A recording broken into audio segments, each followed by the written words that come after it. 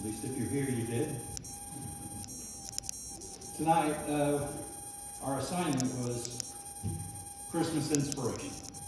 So I thought and I prayed and I tried to figure it out. And then the mailman brought what I was looking for.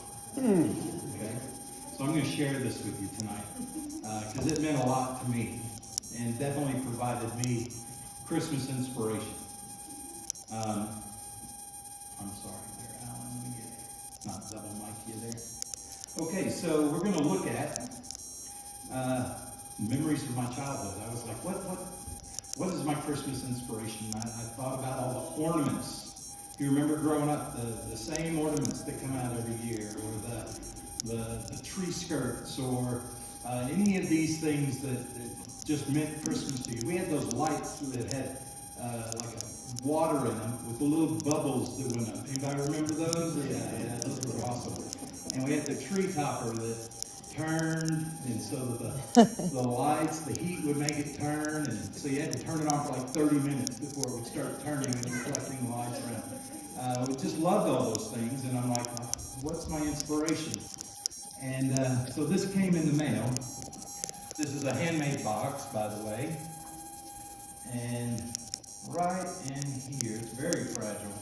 You have to be very careful.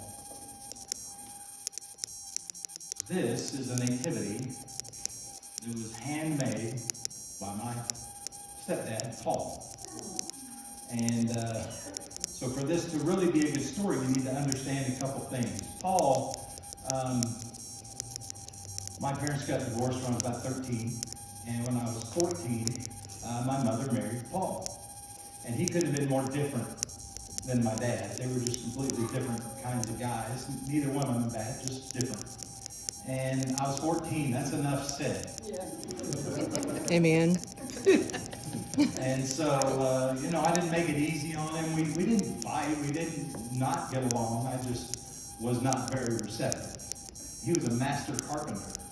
And I didn't care to learn anything about the trade. I was just such a teenager. And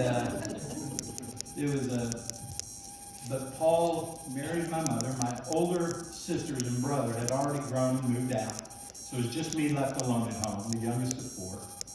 And, it was good. It was very good. But I just didn't care. I wasn't interested, and I didn't give it much effort at all.